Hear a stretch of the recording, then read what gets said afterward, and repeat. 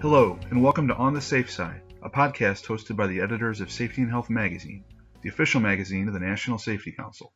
Whether you're joining us for the first time, the second, or are now 3 for 3 in your episode listening endeavors, we extend our sincere thanks and appreciation.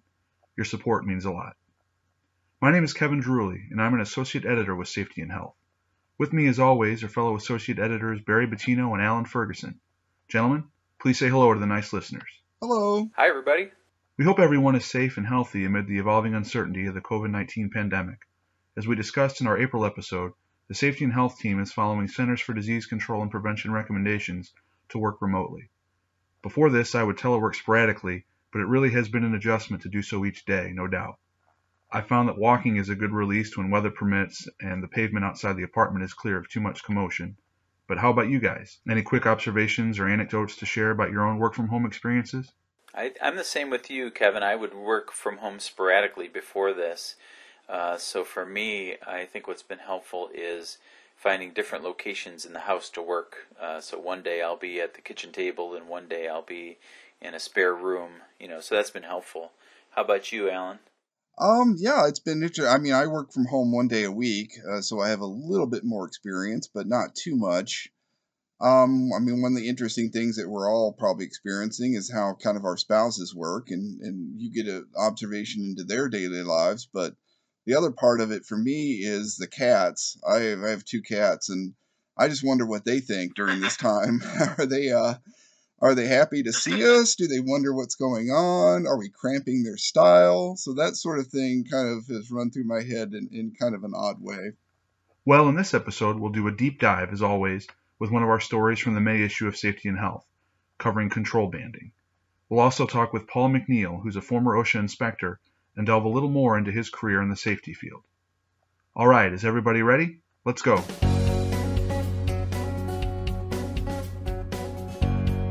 Each month here at On the Safe Side, we take a closer look at a feature story from the pages of Safety and Health magazine, which we call our Deep Dive segment.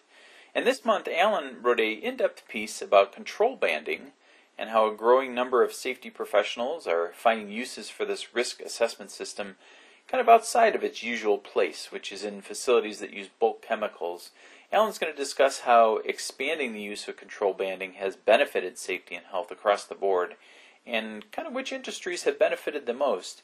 Alan, why don't you take us on a deep dive into this topic?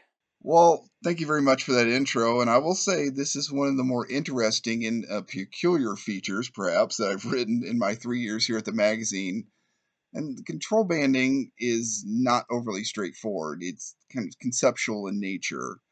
And what it is, it's a qualitative system of risk assessment and kind of corresponding ways of dealing with those risks. And that's where the word control comes from. And the way I describe it is trying to use what is known or some of what is known to manage the unknown. Now, control banding is mainly used in chemical safety and industrial hygiene, and that's because 99% or thereabout of chemicals don't have occupational exposure limits, and because the manufacturing of chemicals moves so much more quickly than the study and confirmation of OELs, and that's probably not very surprising.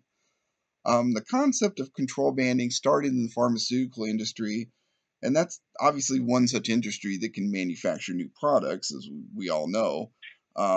Control banding was a way to protect employees from active ingredients in those products. And in the absence of those OELs, what is looked at is a band, and this is where the banding comes from, the band of hazards, such as skin and eye irritants and carcinogens. And again, you pair that with an appropriate control method, whether that's ventilation, dilution, or containment. And as TJ Lentz from NIOSH says in my story, control banding is based on 2 pillars.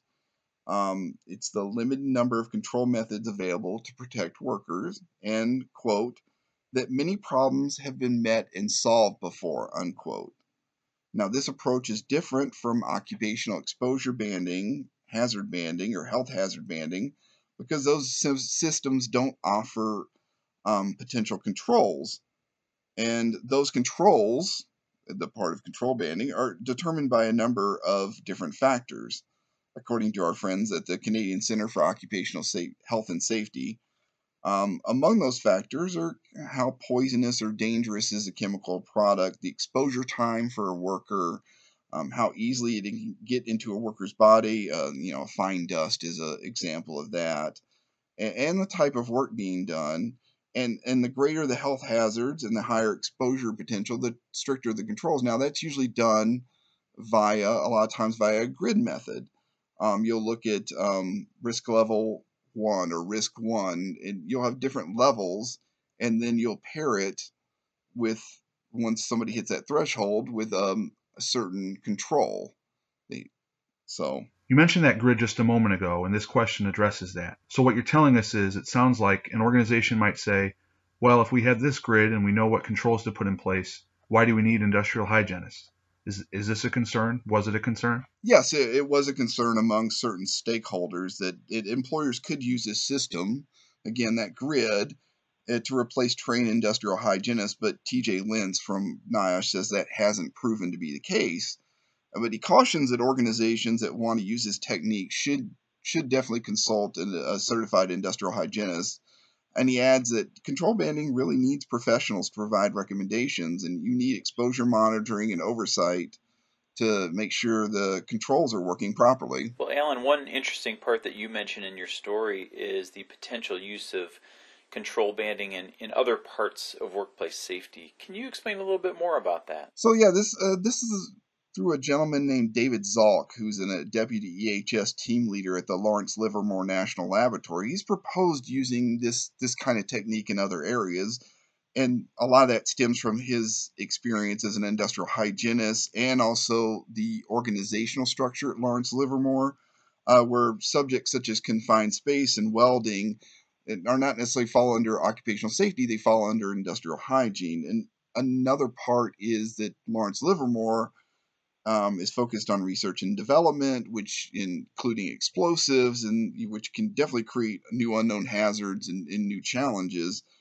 And the laboratory also has to navigate a number of OSHA and Department of Energy regulations. And now Zalk and others wrote in a 2010 paper published in the journal Industrial Health that Lawrence Livermore's Department of Energy contract requires the lowest established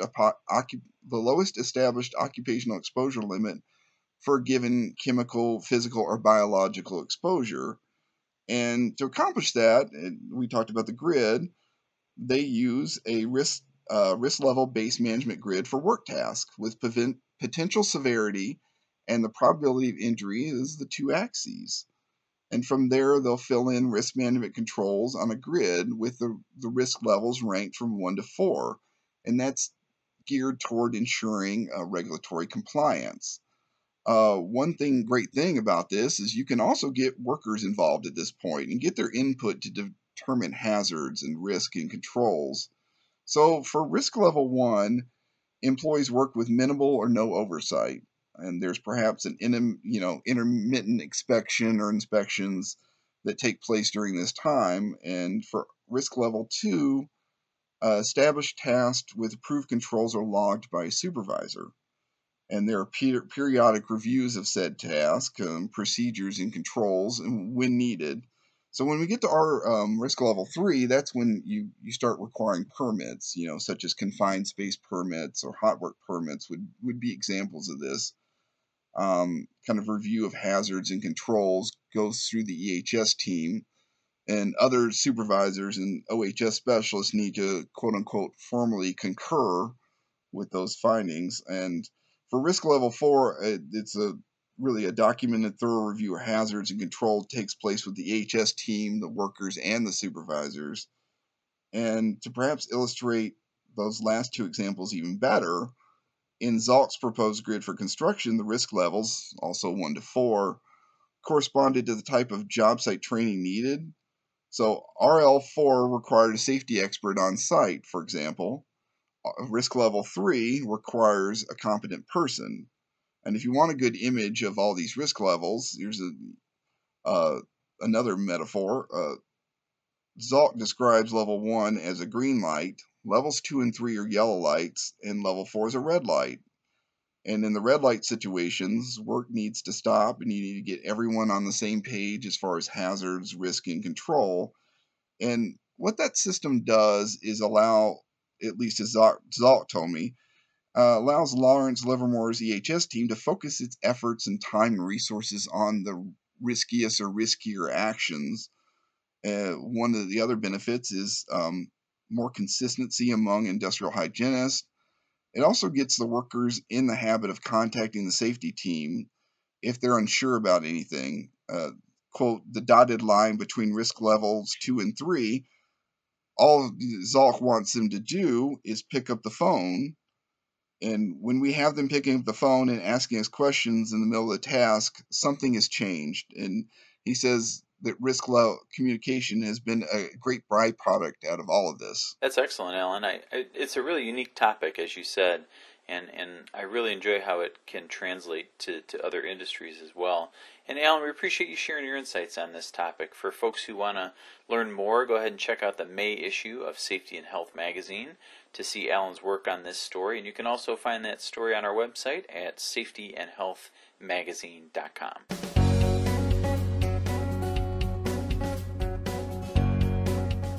If you're listening to this podcast, we're pretty sure you like staying safe on the job and keeping others safe as well.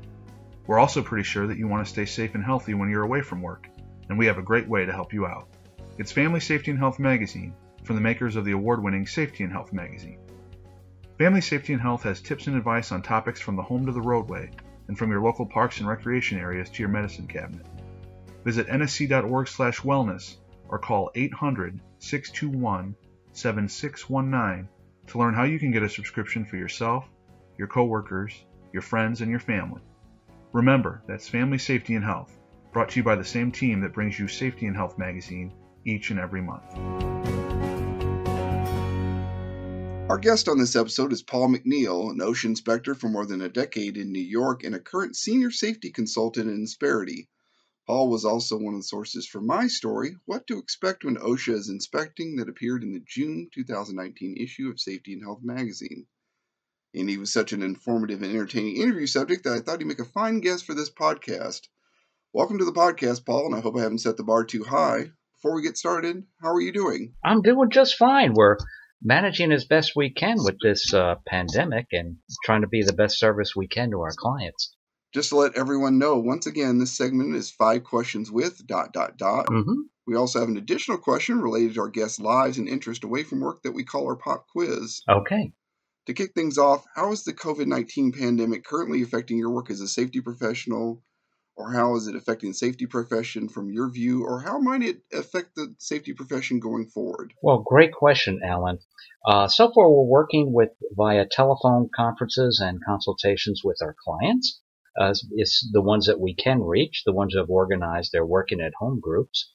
What's affecting me is I miss the one-on-one interactions with clients at their places of business, and I miss doing training presentations. That's where I have my most fun, drawing on my prior OSHA experience and passing that down. And so as a group, when it was starting to get me down, I picked up the paper, and this is really across the board. When you look and see the Pope blessing an empty St. Peter's Square, it's not just about the safety profession. It's across the board. We're gradually looking at clients gradually allowing people back into their offices. They may have restrictions like please wear a mask, please put on these gloves, and they may carry that on for a month or so after this is quote-unquote phased out a bit. Yeah, great point. I wanted to kind of follow up with you. As Alan mentioned, you spent more than a decade as an OSHA inspector. Mm-hmm. Tell us a little bit, what are some misconceptions about that job and perhaps about OSHA in general that people may have? One of them is that some people might think we get additional revenue or the OSHA gets paid more or my performance rating might be higher if I issue or propose more citations. That's not true at all. As a matter of law, we cannot be graded on or given quotas per se on how many citations to issue or how many inspections to run. That's one of the biggest ones I hear. And the second one is that all OSHA inspectors are the same, which is not at all. As far as I'm concerned, I've been around a lot of us, and we're as different as night and day most of the time. Educational backgrounds and perceptions. And we're also not there to summarily shut down a business. We're there to keep employees away from imminent danger or injuries of any sort. That's about the 2 or 3 that jump out. There's a number of them that come up here and there as you go through inspections, though. Well, again, that's a nice lead into our next question, Paul. Let's say that I'm running a business, and of course we manufacture widgets or a fictional product, and the OSHA inspector shows up. What are some things that I should not do? Okay. Well, the first thing not to do is be belligerent. The OSHA inspector shows up, and let's say they show their credentials, and you say, "I'm sorry, we don't. Did you make an appointment?" Don't tell them to leave. Don't start getting hostile. The reason is not that I would be affected by it at all, but they've just drawn a lot of attention to themselves by doing that. And another one is, as you're sitting, or let's say you invite them into your conference room, is start lecturing them or berating them on how much smarter you guys are than the OSHA inspector is. Well, I think there's an old saying, they call it too clever by half, I think is the expression. You don't know how much information you'll give away if you cross that line and do that.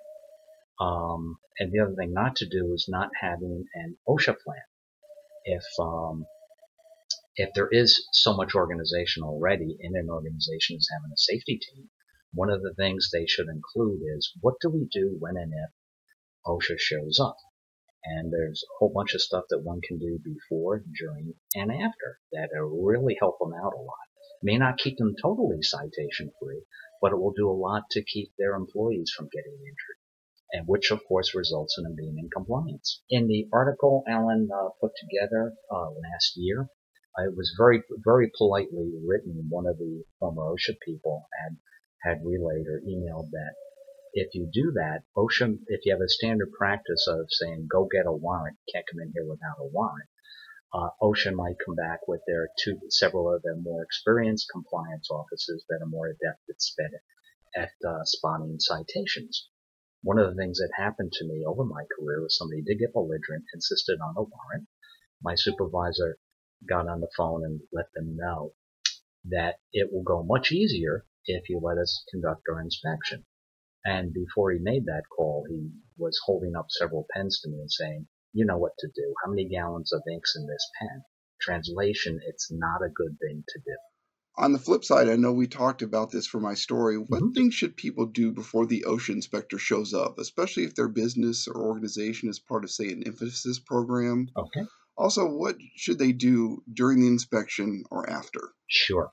The first thing I would do is, if I'm on the safety team, have an OSHA plan. What that would do before they ever get there is any and all safety training and programs, have it documented. OSHA, when I was with OSHA, the 11th commandment, as far as I was concerned and what I've observed firsthand on the 50-yard line, is if it's not written down and if it's not transmitted to the employees, that if you don't have attendance sheets attached to your training or have employees sign in as part of their welcoming on board training, they should be safety trained. Let's say I have programs on lockout, tagout, or personal protective equipment. All that training should be documented. That's one thing. Have your programs in place and training. The other part is pick your people who may or may not have to deal with OSHA when and if they show up. Have managers on your safety team that have some versatility in safety. They don't have to be experts, but have some knowledge where are the safety programs. Perhaps have them participate in putting them together. Have them shared, and have an OSHA drill, such as, let's say OSHA does show up. During that time, there will be something I call the golden hour that can be worked to your advantage. The directive states the OSHA inspector will wait a reasonable amount of time, up to approximately an hour, before the inspection could be marked that there was a delay in conducting the inspection. I advise anyone, the person who greets the OSHA inspector, escorts them to the conference room and asks them what the inspection is about, I would respectfully suggest, it's not in a directive and you'll never find this in a safety book. Pick somebody in your organization that has one of those personalities, the host with the most, somebody who can, for up 45 minutes to an hour with somebody coming into your place of business, be cordial-neutral. In other words, why are you here? Oh, that's interesting.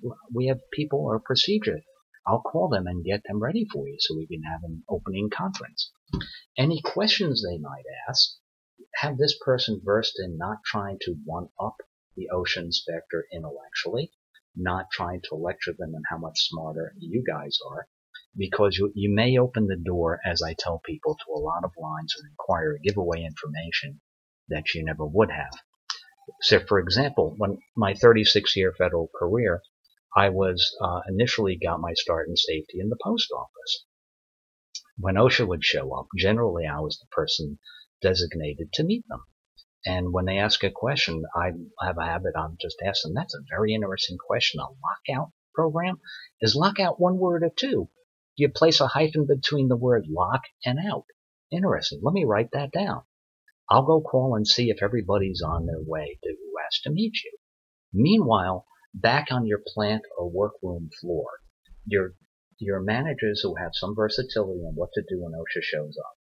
The things you can get done immediately are clear away any exits that might have been temporarily blocked. Let's say with shipments of whatever your place of business has coming and going. You're only human. Okay, there's a normal flow to business. Have that unblock your exits. Make sure that's done. During that 45 minutes, make sure your fire extinguishers aren't blocked. During that 45 minutes, let's say if a piece of equipment might be hazardous or whatever, or your people might know not to, not to use it, make sure it's red tag marked. You can do a lot of good during that time to put yourself in a much better light. That's as they show up. Again, the person who greets them should be neutral, cordial. Give them a cup of coffee. You can talk about where did you come in from? What does it take to be an OSHA inspector? Me, I was great at getting them gabbing because I just played the host with the most, and I acted very concerned. Where is the team that has to greet you? Now, during the OSHA inspection itself, what I would do is, first of all, the managers come in and meet with them. You go over what you have to do. You may or may not be asked the questions about your safety programs. Answer only the question that you're asked. If you're asked about a lockout tagout, hopefully you have it if you have processing machinery that you maintain and or clean. You should have a documented lockout tagout program. You can proffer any program that they ask you for at that time, or ask them to put their inquiry in writing and you can get back to them concerning that within a very reasonable period of time. During the walk around, this is during the OSHA inspection, as you're walking around, have the area where the walk around will be. You can have that outlined in your plan before, depending on what the OSHA inspector says. Let's say you're doing processing, a national emphasis program on amputations. Your machinery is only in one area. Let's say it's in one building in one certain designated area. Just walk around that particular area. The OSHA inspector is able to, he or she can make notes and take photographs. You, as your business, can also take notes, take the same photograph the OSHA inspector is doing, and I advise you to have your managers versed in being neutral, cordial, not confrontational and belligerent. Again, you're raising inquiries. In other words, what either this complaint or what's in the national emphasis program might be negative in this business if you act defensive. You can ask them, pardon me, sir, what is that you're taking a photo of? Okay, we'll take a photo too. And OSHA inspectors know that you as an employer are entitled to take the exact same photo at the same time that they are. Okay, there's no harm in asking what they're photographing and make a note of. Then the OSHA inspector, when they are walking around, is entitled to interview employees. Myself, when I was with OSHA for 12 years, I usually did a random sample, or if you have a union representative, I asked them to join us in the beginning in the opening conference if the business is unionized. At that point, when you're walking around, I usually picked a random sample of employees. I asked the employer, we can speak with them privately. And that's usually a very summary, just few questions: your name, how long have you worked here, do you have any safety training, does management introduce any safety topics to you? If it's yes, no, I mark it down. And you might have some employees that don't have the best opinion of management. They might not answer me truthfully. That's where documenting safety training, if one employee says no, and the records the employer has says absolutely yes, they would hear that day in its documentation, the benefit of the doubt goes to the employer. Back to my point before, the 11th commandment with OSHA is documentation. If an employee is saying something that's not true and the employer has to document it to the other side, that's all to their benefit to do. So at the closing of it, let's say we're coming to the close, I always did a preliminary quick close on an employer's property, a summary of what may or may not lead to a citation, it may or may not have a financial penalty to it or a fine attached. That's where the point where you can respectfully differ with the OSHA inspector.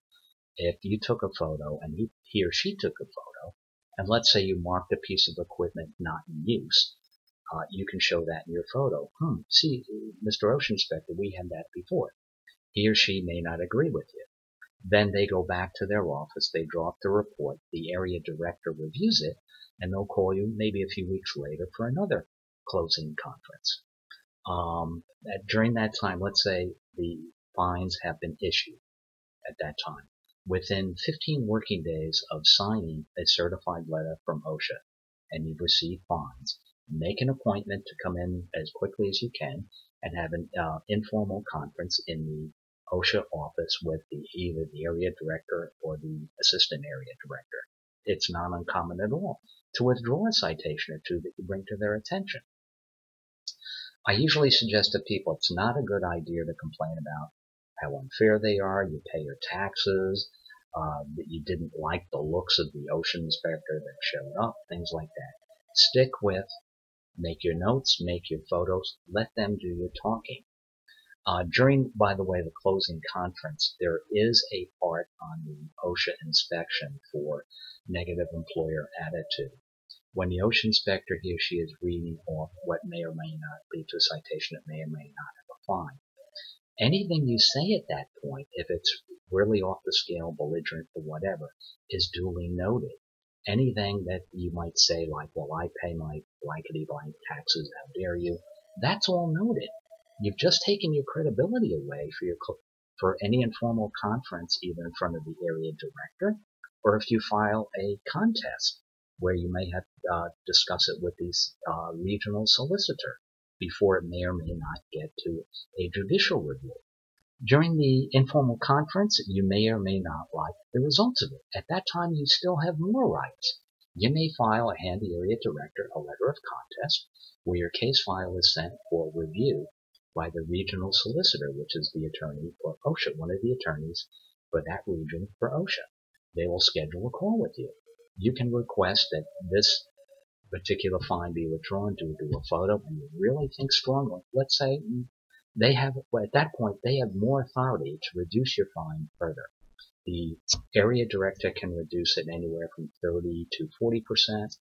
The regional solicitor has the authority to dial your fines back by 60 or more percent and withdraw an additional penalty. If you're still stuck with that and you want to still contest, what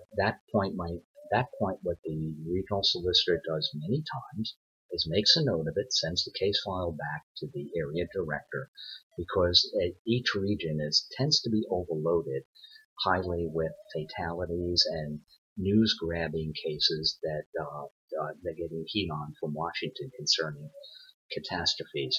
They may now note to the area director, either settle this post-contest or withdraw the case. Withdraw the case means everything's dropped.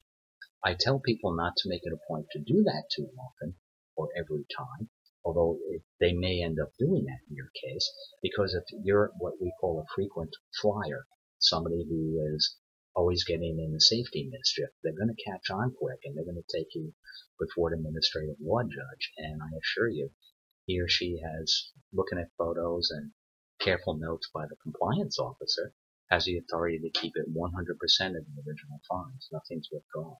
Well, I think that's all great advice, Paul. I mean, it's nice to hear a walkthrough of everything, the entire process, and I think that's helpful for businesses. And I really enjoy the advice about finding a great host for the OSHA inspector and not making it a confrontational meeting, which it doesn't need to be, I'm sure.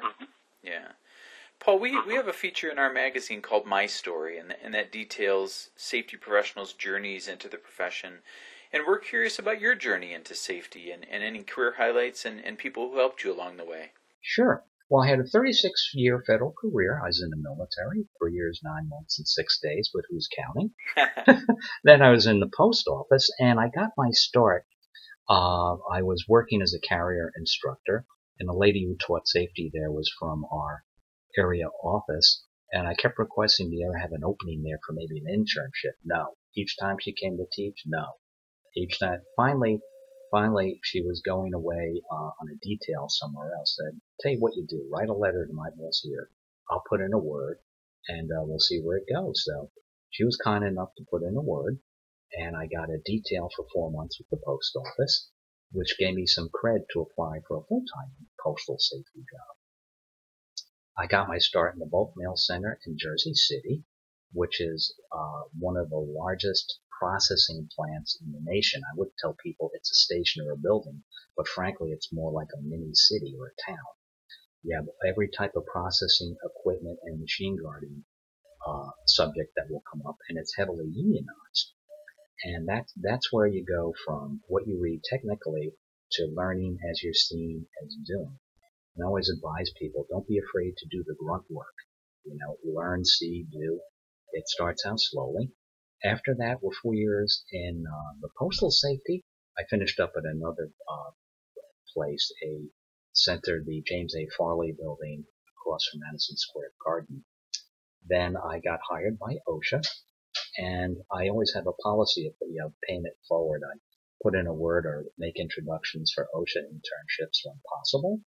I write articles on OSHA, actually what we're talking about today, the OSHA inspections. I put them on my LinkedIn profile, and I put my story about how I got my CSP, Certified Safety Professional, how I studied for that, and I post some of my study aids, my flashcards.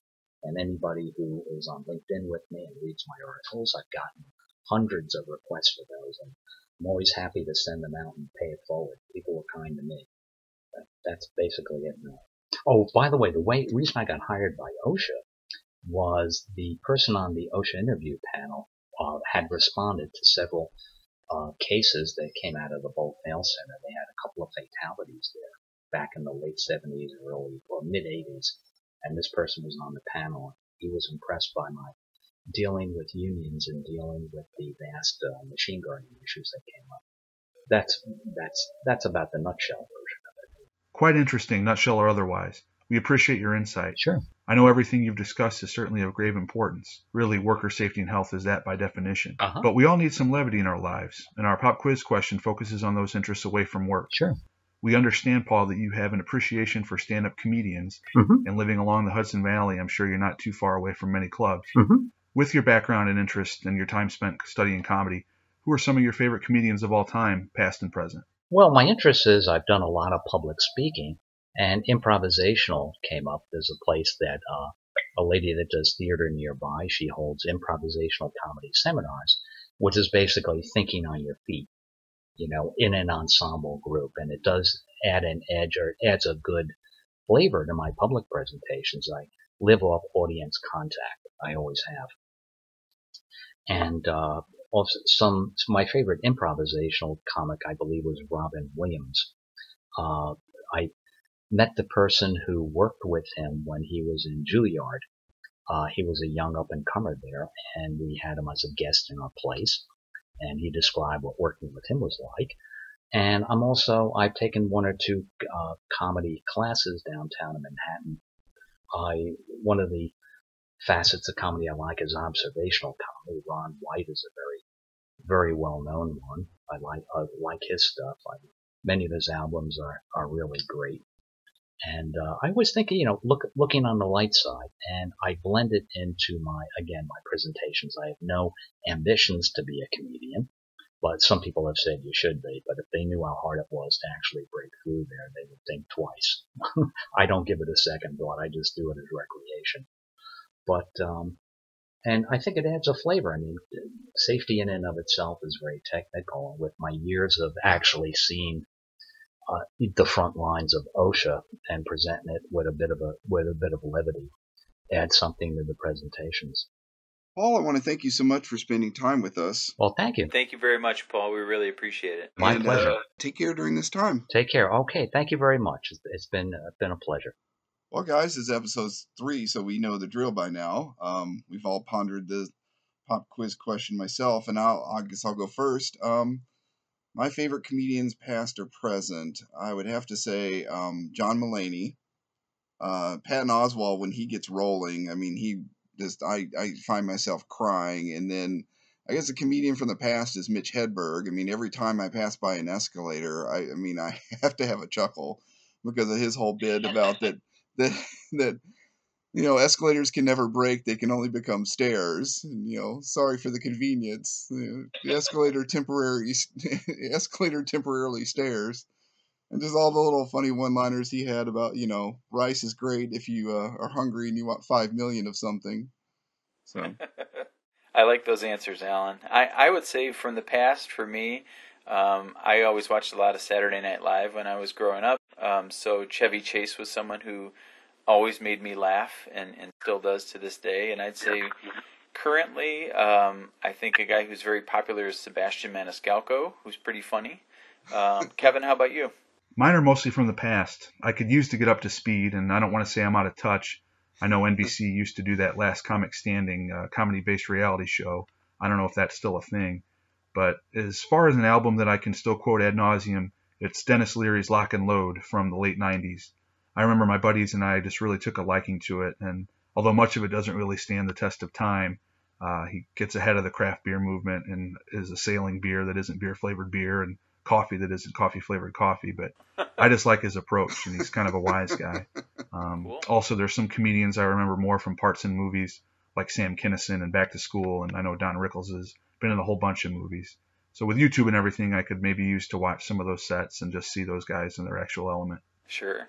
All great answers, guys. And we want to say thanks to everyone out there for spending a little bit of time with us today. And remember, if you want to keep your employees, your colleagues, and your family members safe, we have just the publication for you, Family Safety and Health. Each issue is packed with helpful tips that will keep families safe at home and in the community, along with informational articles about your health. To get a free copy or to learn more, you can visit us at nsc.org/wellness or subscribe today by calling 800-621-7619.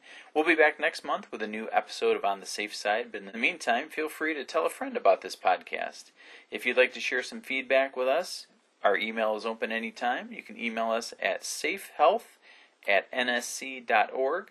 And to find stories such as Alan's control banding article and all the latest news about safety and health, visit us online at safetyandhealthmagazine.com, and make sure you follow us on social media. We're on Facebook, Twitter, Instagram, and of course LinkedIn. We'd like to thank our NSC colleague and sound guru, Chelsea Yang, for all her help. Original music for this podcast was provided by Steve Maslin. On behalf of our team here at the National Safety Council and Safety and Health Magazine, we hope you and your friends and family are all safe and all healthy amid this COVID-19 crisis. We'll be back next month with another episode to have more safety-related discussions, talk to trusted voices from around the profession, and hopefully we'll make you smile a little bit during this trying time. Until then, everyone, please stay on the safe side.